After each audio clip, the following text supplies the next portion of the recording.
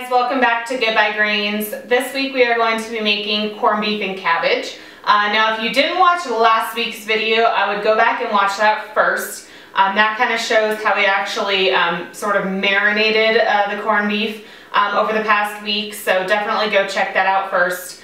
This is a perfect way to celebrate St. Patrick's Day, or really for any meal, any night of the week, any day of the year. So let's look at the ingredients.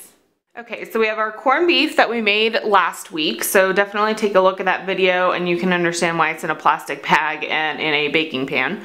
Then we have our water. This is actually what we are going to cook our brisket in.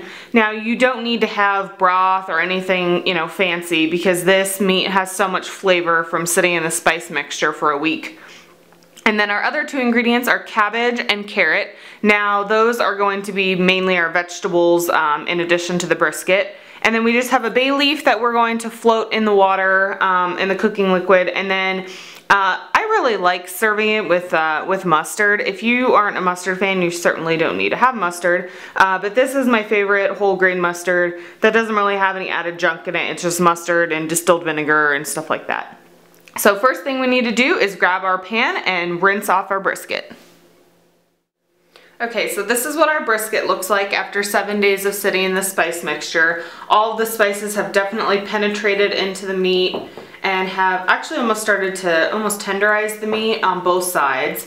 So what we're going to do is we're going to just run this under the sink, rinse off all of the spices that are just on the outside, and then we're going to put it directly into a Dutch oven and cover it with water.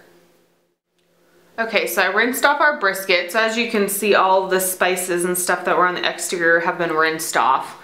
And now I'm going to place it so that the meat that has none of the fat on it is against the pan, and then the fat side is up. And then we're going to pour water over it, and you want it to be just covering the meat with about a little over 1/2 inch to 1 inch over. If you need more water, you can definitely go grab more water. It really depends on the size of pan that you're using. And then you can just float your bay leaf in here, and we are going to cover this, and we're going to put it on low to medium low heat for about 3 hours. And you want this to be on the stove until the meat is incredibly tender and you can almost puncture it with a fork and there's little to no resistance. Okay, so our beef is finishing cooking, so we're going to prep our cabbage and also our carrots. So we want to peel our carrots and cut them into chunks, and then also chop up the cabbage. Now you want it in large pieces. It's going to end up kind of separating as it cooks, but we're not going to cut it into super large chunks.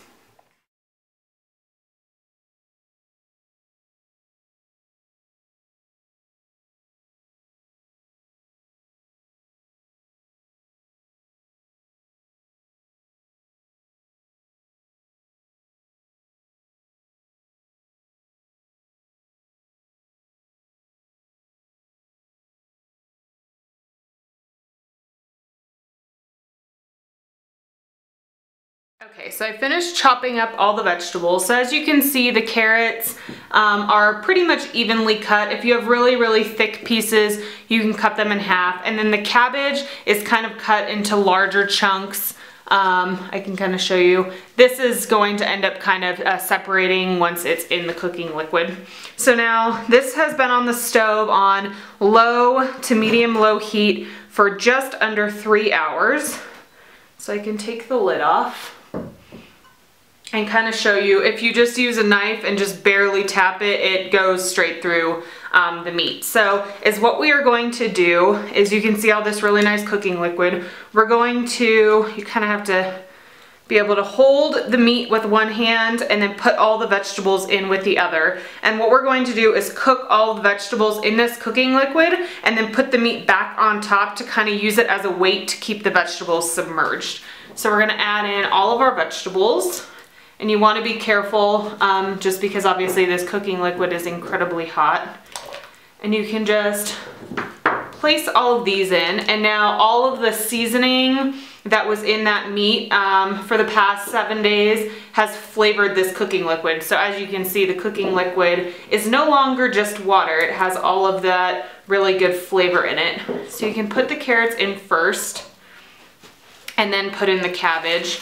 And now what you're going to do is put this back onto the heat for approximately 30 minutes or until all the vegetables are nice and tender. And so you want to also cover this back. You don't want to leave the lid off because you want all that good juice. Now the cabbage also has water in it, and so that will help to begin to submerge it. That's why you want the weight of this meat on top, because as the cabbage starts to kind of break down and have some of the water come out of it, you will have it break down all into the cooking liquid. So you can kind of move everything around, kind of just use your tongs to kind of start submerging all of the vegetables.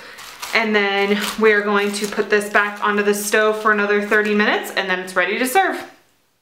So one last additional thing that I want to mention before we put this back onto the stove is that once the vegetables have finished cooking, when you take out the meat to cut it, you want to cut it against the grain. So as you can kind of see, the grain of the meat is going this way, so you want to cut perpendicular. So you're going to want to be cutting this way, and then you can serve the meat and the vegetables with the cooking liquid and all of that additional flavor.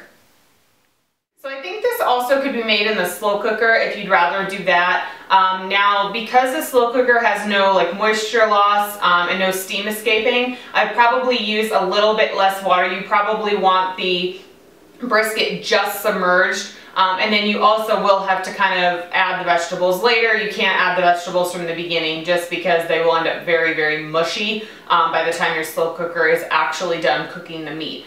So it might be a little bit more of something you have to play around with, but if you don't want to make this on the stove, or you want to make maybe the brisket the night before and then just make the vegetables the next day, you can definitely use the slow cooker and let me know how that works. So I will see you guys next week. Bye.